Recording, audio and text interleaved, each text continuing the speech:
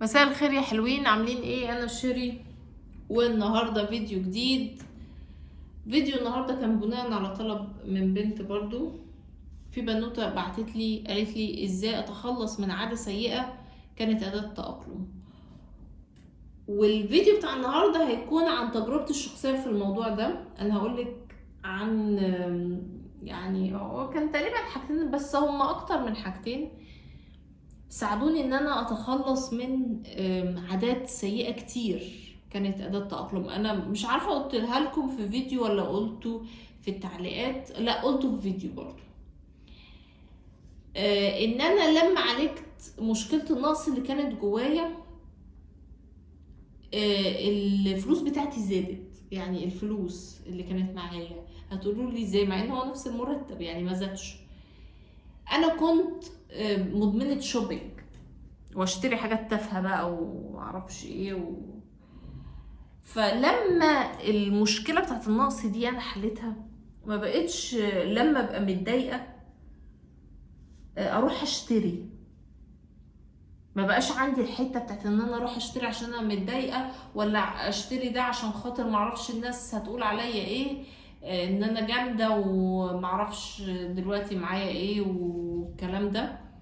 فكان المرتب هو نفسه اللي في ايدي، بس بقى معايا فلوس، بقيت اقدر احوش. فطبعا النقطة دي انا مش هتكلم عنها يعني في دي، انا بتكلم بس قلت اذكر النقطة بتاعت الفلوس دي عشان في بنوتة، مش عارفة هو بنوتة ولا شاب بصراحة، كتب لي هل لو انا غيرت الهوية بتاعتي ده هيأثر عليا ماديا واجتماعيا. فانا عند الجزء المادي ده افتكرت النقطة دي، لان انا لما اتغيرت كان نفس المبلغ اللي معايا، بس كنت اقدر احوش منه واعيش منه احسن، عشان كان موضوع الشوبينج والنقص اللي كنت انا بحس بيه انا عالجته. المهم نرجع تاني للموضوع. التخلص من عادة سيئة كانت اداة تأقلم. اول حاجة، لو انا بطلت الحاجة دي، العادة السيئة، من غير ما استبدلتها، يعني من غير ما استبدل العادة دي بعادة تانية كويسة، يبقى انا كده هسيب فراغ. الفراغ ده عقلي مش هيسيبني مرتاحة منه، ففي الاغلب هرجع تاني للعادة. في الاغلب الفكرة ان انا عايزة اراقب العادة دي. اول حاجة، هي بتنشط ايه اللي بينشطها؟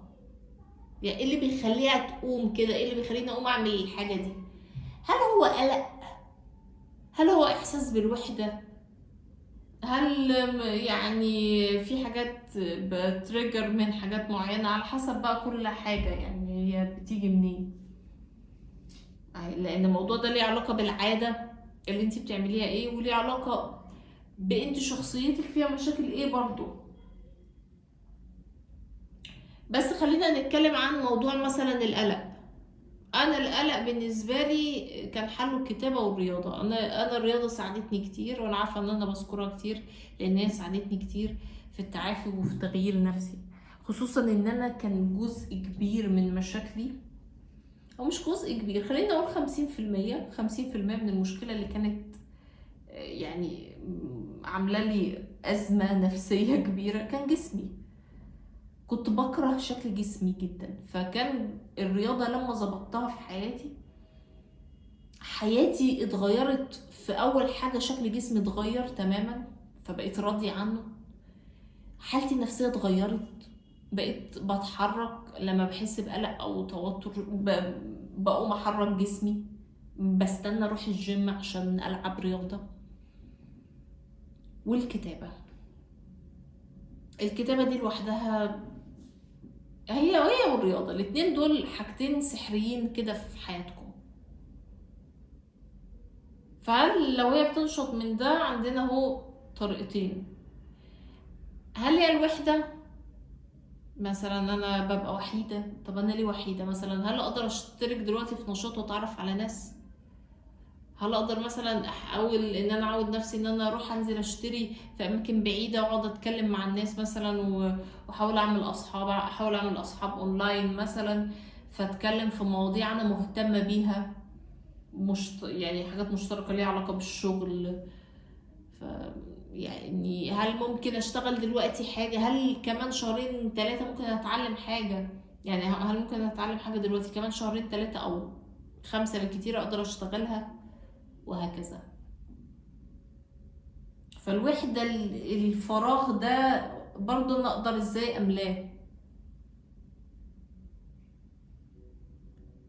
هل ممكن اتعامل مع حد، اكلم حد كنت اعرفه مثلا وبطلنا ان احنا نتكلم فترة، فحلوة ايه فترة ان احنا نرجع تاني نتكلم؟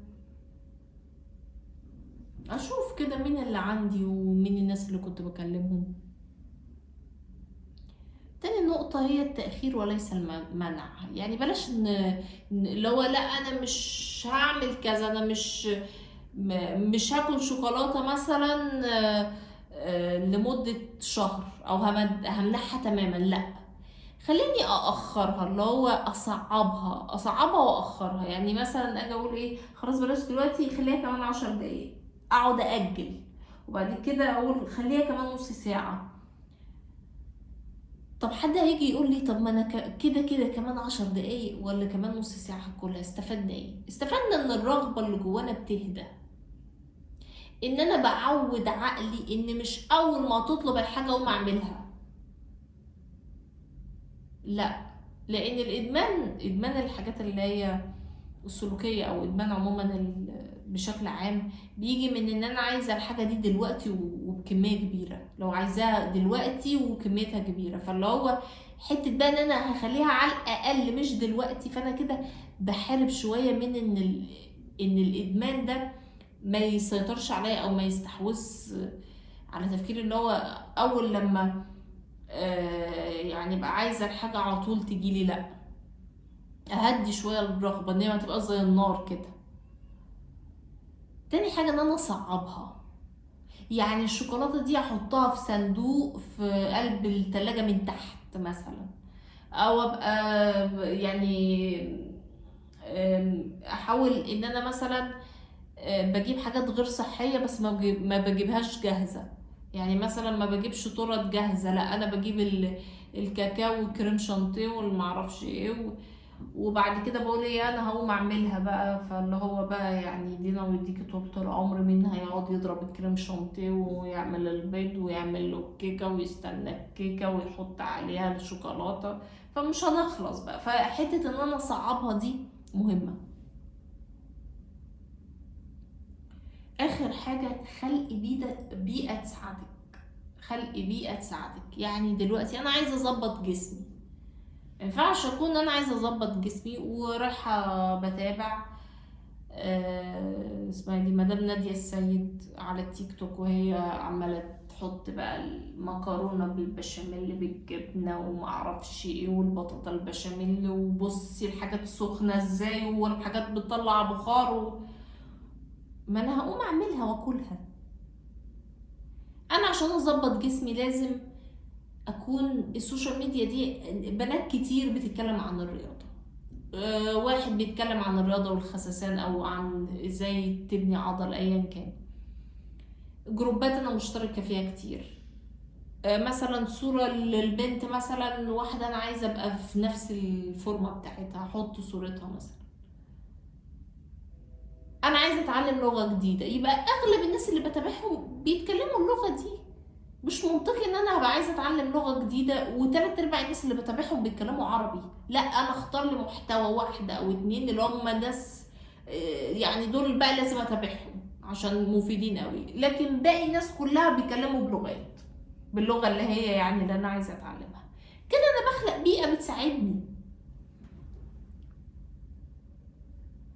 حتى كمان حتة الاصحاب، يعني هما بيقولوا ان في الاغلب بنسبة كبيرة لو انت جسمك مليان وعايزة تخسي، بيقولوا ان انت ما تعرفيش اصحابك، لانك انت عموما في الاغلب هتقطعي صلتك بيهم، لان هتتقابلوا فهيقولوا لك لا يلا على التشيز كيك ويلا على المكرونه ويلا ويلا ويلا، فمفيش، مش هتخسي.